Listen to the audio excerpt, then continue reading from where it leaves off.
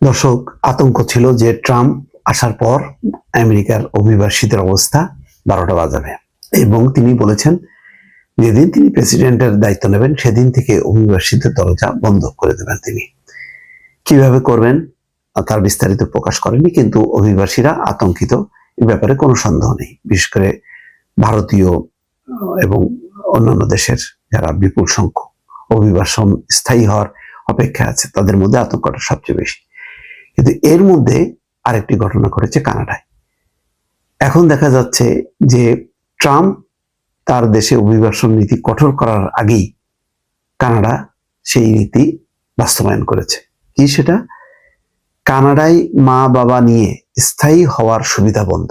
বোঝানো অবস্থা, এতদিন নির্দিষ্ট পদ্ধতিতে কানাডায় স্থায়ী হওয়া সন্তানেরা মা বাবা দাদা দাদি ও নানা নানির জন্য স্থায়ী আবাসনের ব্যবস্থা করতে পারতেন।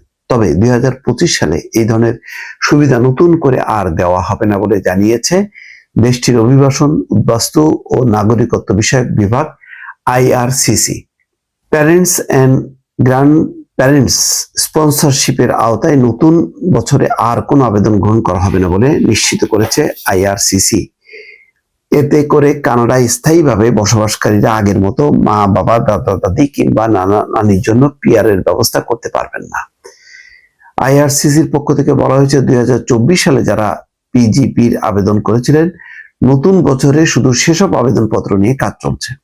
তবে কেউ চাইলে দেশটির সুপার ভিসা সুবিধার আওতায় নিজের নিকটাত্মীয়দের কানাডা বসবাসের সুযোগ করে দিতে পারবেন। এই ভিসার আওতায় এক নাগাড়ে 5 বছর কানাডা থাকার সুযোগ পাবেন তারা। এটা খুব কি এমন যে শুধু থাকার সুবিধাটা হলো। অভিবাসী সংখ্যা কমাতে 2025 সালে IRCC 20% PR সুবিধা কমানোর সিদ্ধান্ত নিয়েছে। আগের আবেদনের ভিত্তিতে PGP প্রোগ্রামে এই বছর 24,500 মানুষকে কানাডায় স্থায়ীকরণের লক্ষ্য নির্ধারণ করেছে IRCC। অভিবাসনে কড়াকড়ি সম্প্রতি দেশটির প্রধানমন্ত্রী জাস্টিন ট্রুডো জানিয়েছে বর্তমানে কানাডা অভিবাসীর সংখ্যা উল্লেখযোগ্য হারে কমাতে চায়।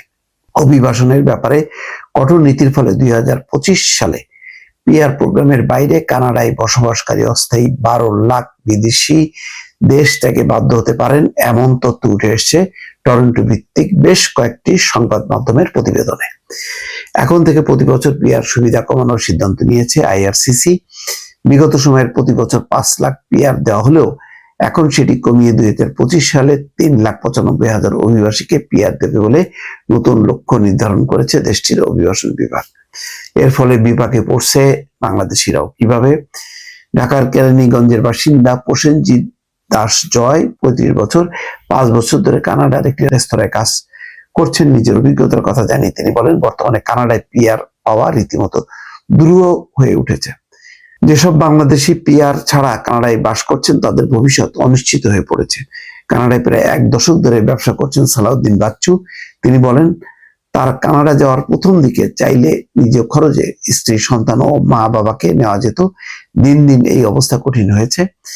কানাডার অটোয়ায় বাংলাদেশ হাই কমিশনের সর্বশেষ তথ্য অনুযায়ী বর্তমানে দেশটিতে 1 লাখের বেশি বাংলাদেশি স্থায়ীভাবে বসবাস করছে। দর্শক, খুবই আমরা মনে করতাম কানাডা আর আমেরিকা সবচেয়ে সহজ, কিন্তু না, এখন কত যে কঠিন আইনগতভাবে সেটি পদক্ষেপ নিচ্ছে কানাডা। দর্শক, ভালো থাকবেন। আল্লাহ হাফেজ।